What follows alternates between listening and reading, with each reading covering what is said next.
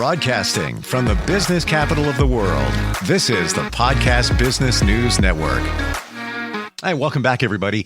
We all have a story to tell, and when you think about it, everything we do in our daily life when we communicate is usually some type of story. It might not sound like a traditional story, but there is a story in almost everything. You could go to a convenience store. Maybe a minor thing happened there. There's a story. I just went to a convenience store, got coffee. They have a new coffee. Let me tell you the story. There's a story in everything. But the challenge is finding the best way to tell that story and communicate it. And that is what she does.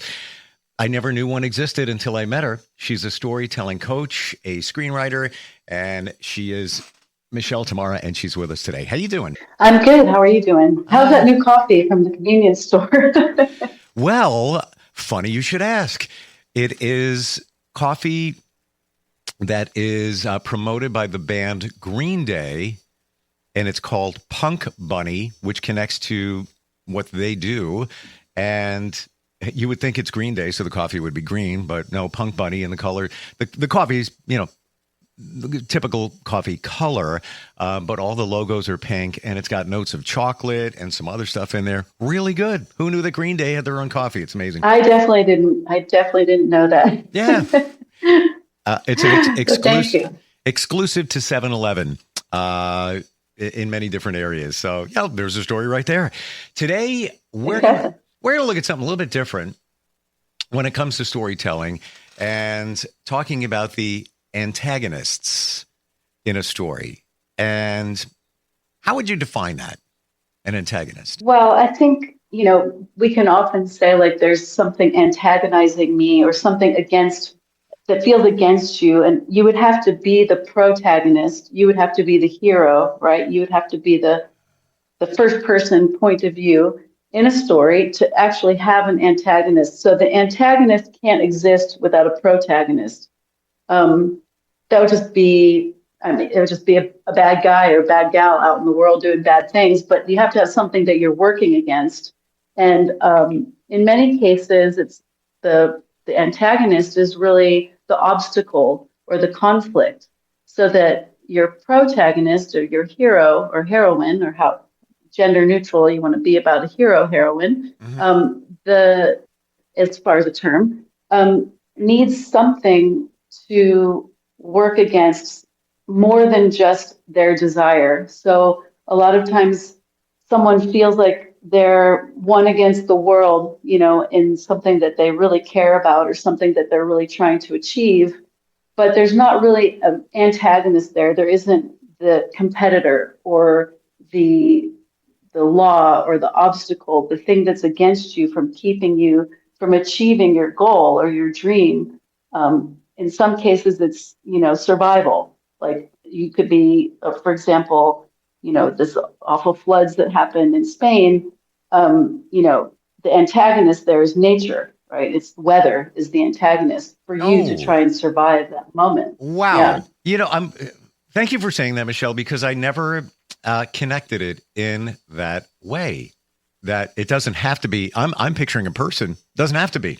Wow. Yeah, no, it can be your belief system. It could be something you could have been raised under a certain belief system that ultimately is working against you, or that something that you feel you're working against. It creates conflict, right? So we often talk about it in like fiction stories or superhero movies, Marvel movies, anything where it's quite clear that there is a hero and they have a goal.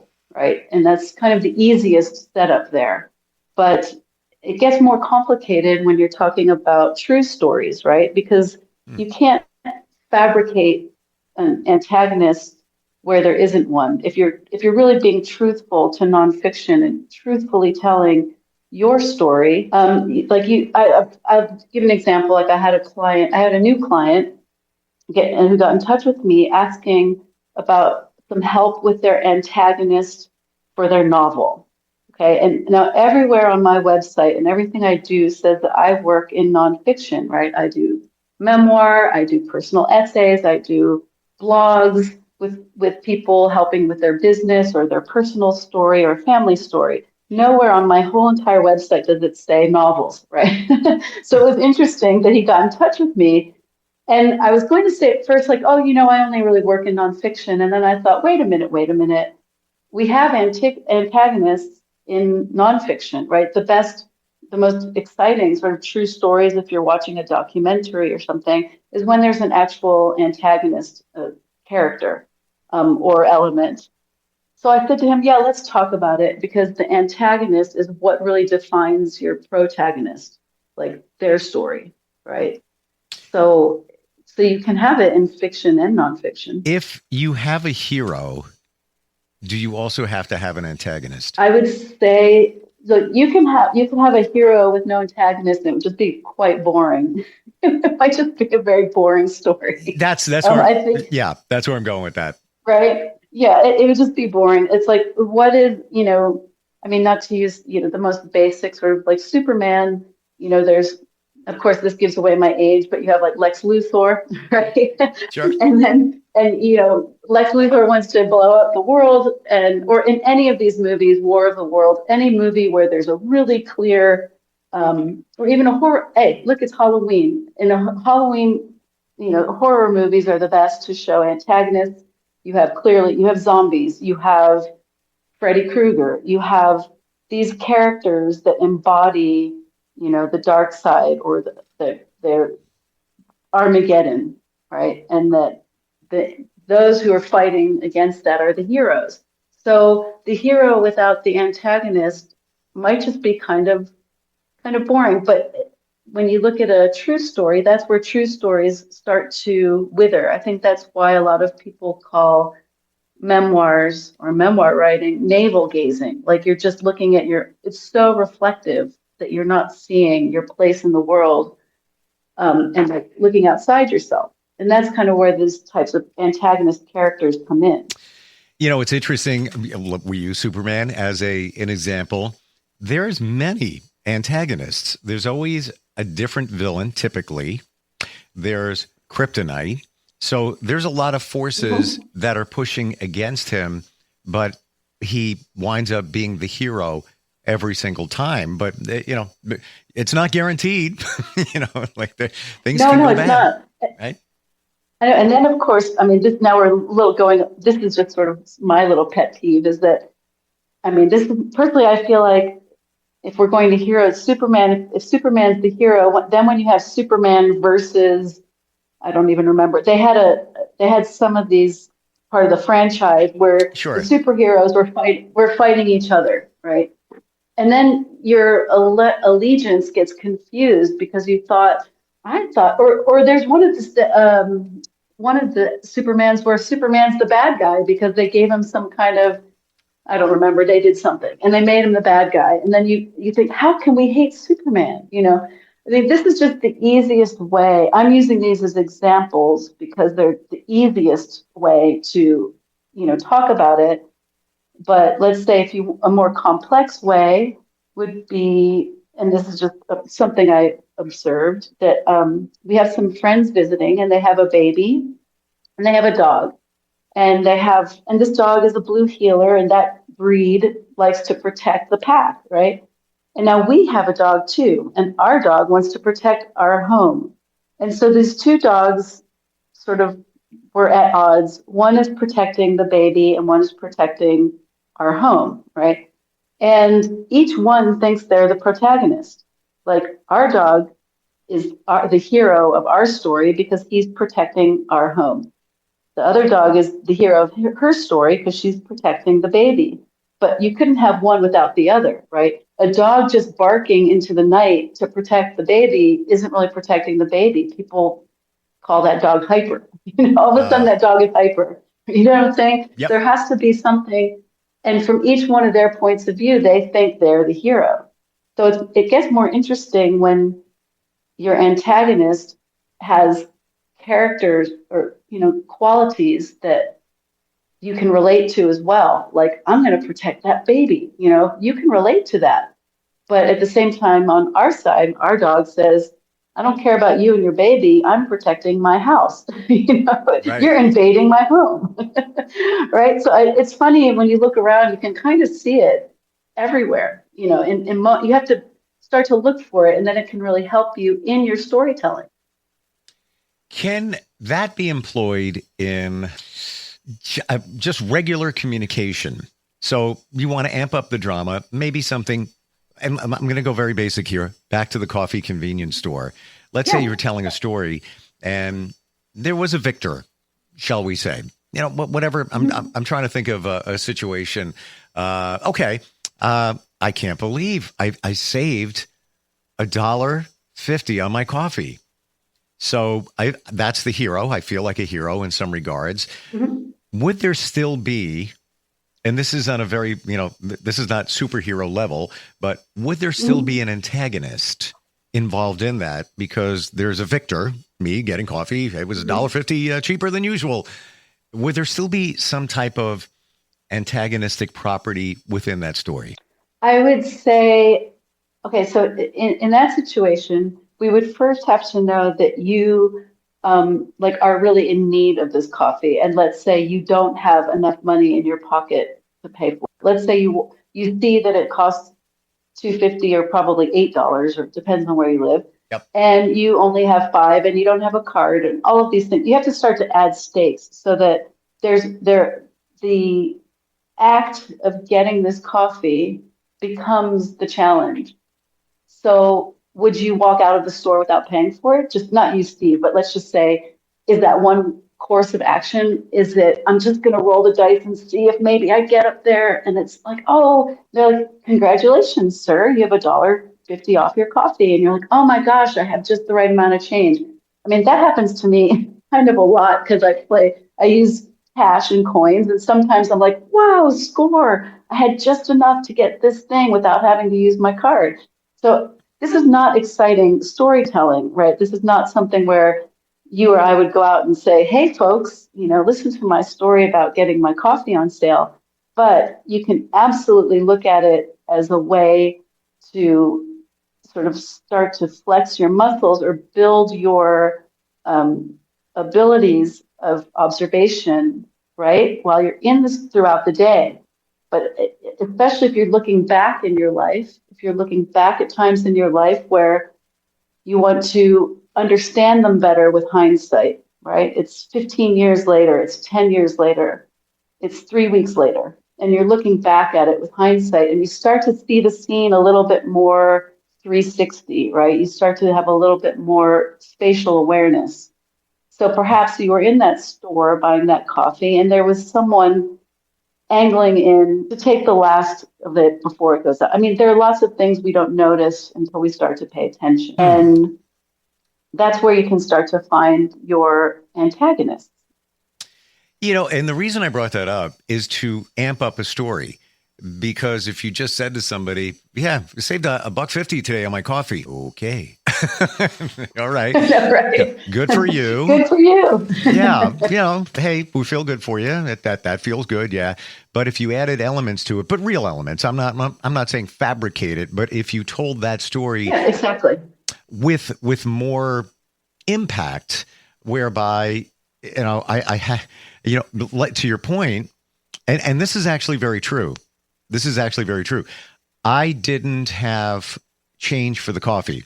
So, and I didn't want to break, like a $20 bill or whatever. So I go through my, my console and by the way, the coffee is $3.25. So I'm going in there and I find, $2 and then I find a dollar coin that they gave me yesterday at the same coffee place. So I handed a quarter and gave it back to him. So honestly, in a low level, I'm like, I feel good that I got rid of that damn thing because what am I going to do with it? So, but see, you just went back and unpacked it a little bit more and saw the reason perhaps you didn't. Let's say when you first brought it up to me and you said, "Oh, I got the coffee." That could be a story, and there must have been something in your subconscious. There must have been something there that kind of remembered.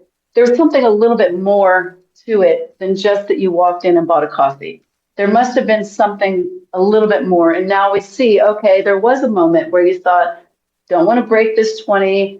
I mean, this all sounds mundane, and it is mundane until there are real stakes involved, right? Like if you were on the way to the hospital because your someone was having a baby, and if you weren't there, you were going to miss it, but you were, oh, I was buying the coffee. I mean, you start to Right. add time, all of these elements, and then suddenly your little coffee purchase could become a really important scene Right. in a larger story.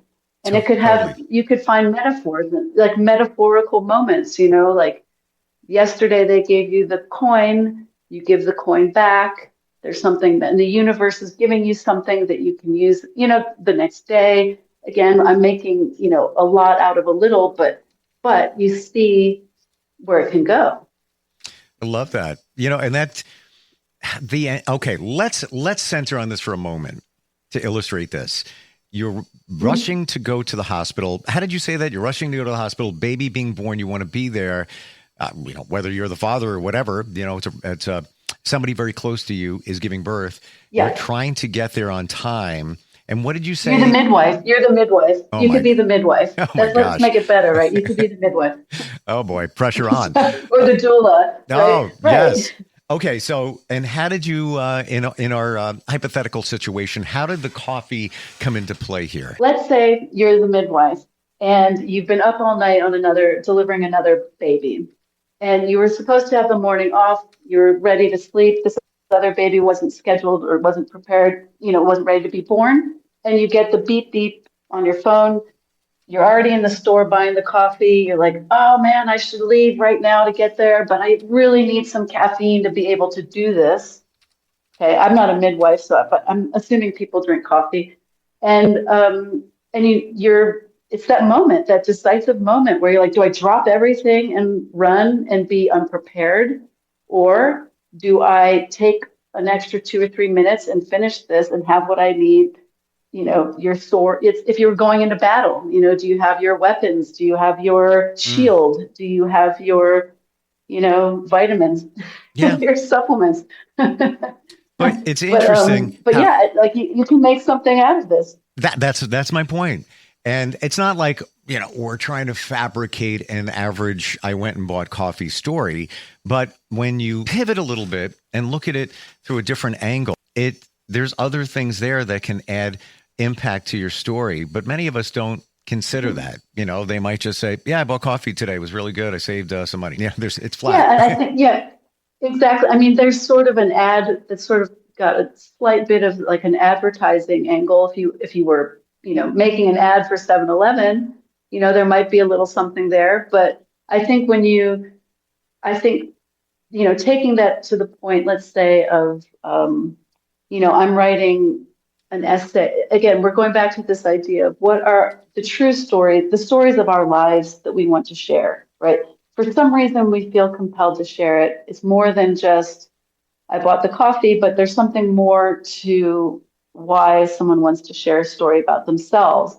And, when you start to take it to the point of writing about it in longer form, then, there's the reader or the listener wants to get a lot out of it. They want to feel they're on the journey with you. They want to feel some conflict. They want to feel some understanding, enlightenment, and resolution before there's yet another conflict that brings it up even more. And then, these are, and again, this is all part of, Greek mythology and, hero's journey and all of these sort of storytelling formats that have, for centuries.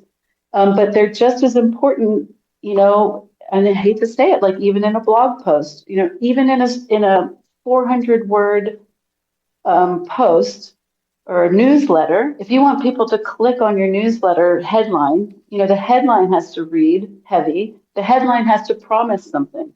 It's not just like, oh, I had such a bad day. Here's why. All right. No one's going to click on, I had such a bad day. Here's why. But they might click on something that says, I woke up, with the day off and I had to deliver the baby and this is how I got there or something, and then like, oh, that's interesting. What happened there? And then they might start reading that story about the midwife, and that's just sort of I think we become a more formidable protagonist of our own lives when we understand what we're up against and we know how to define it, and like, as I said, I don't want to go into politics or politicians, but we're in that news cycle right now. And what we see most is people, rather than sort of identifying their own strengths, they are pointing out the negative strengths of their opponent, right? And I'm saying this on all levels. It's people doing it on Facebook to each other, just because they have different views.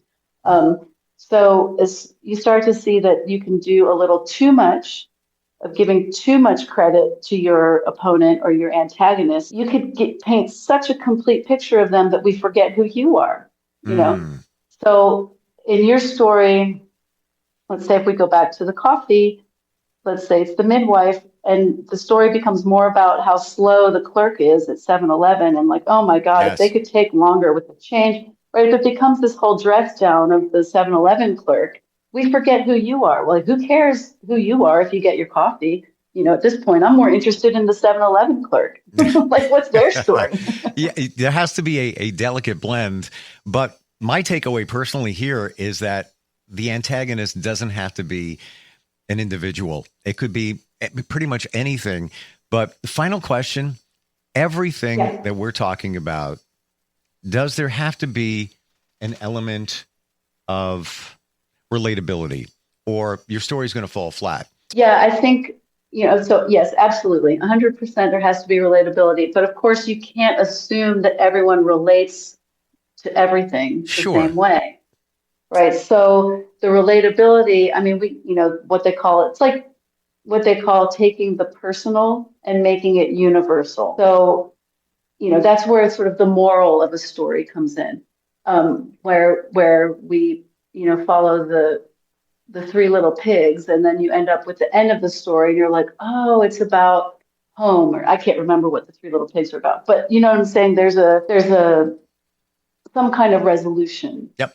So that you come out of it feeling like it's a hard one. It's earned. You've earned something. You've earned the trust of your reader, your listener, whether they agree with you or not. They may not agree with you, but they may understand and appreciate the battle, the journey. I love it. And a lot of the relatability themes, even in the coffee situation, we all know what it's like to wait.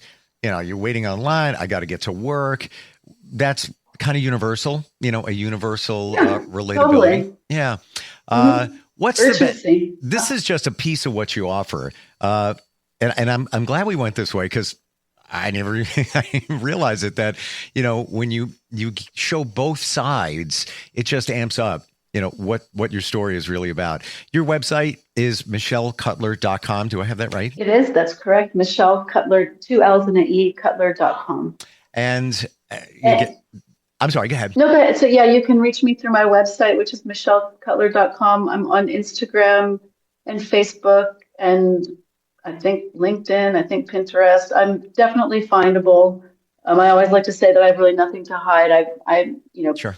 I put out there what I can own in terms of who I am, and so you can find me anywhere. And I would love for anyone to get in touch if they're working on some stories, family stories, personal stories, anything that they're feeling they're hitting the wall. Yeah, and of course, let's not forget, if you're working on anything that involves communication, the written word, you also offer a service where you're like another set of eyes to go through it, make sure it's clean, it's clear. Michelle, always great having you here. It's fun. You make it fun. It is fun. I missed you. Oh, well, there's a story in that, but maybe for next time. All right, we'll catch you up again. Okay. Thanks a lot. Sounds good.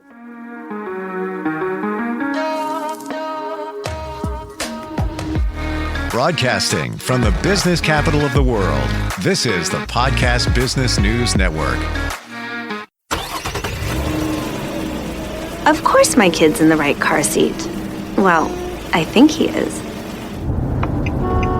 Yeah, my kid's in a booster seat. He was ready to move up. He is ready, right? Her car seat looks like the right size. There are probably rules on when to move up to a booster seat, aren't there? Rear facing, forward facing? I think I have it right. Car crashes are a leading killer of children 1 to 13. Are your children in the right car seat for their age and size? Don't think you know. Know you know. Go to safercar.gov/the right seat. I know my child's in the right car seat, or else I wouldn't get in the driver's seat. Brought to you by the National Highway Traffic Safety Administration and the Ad Council.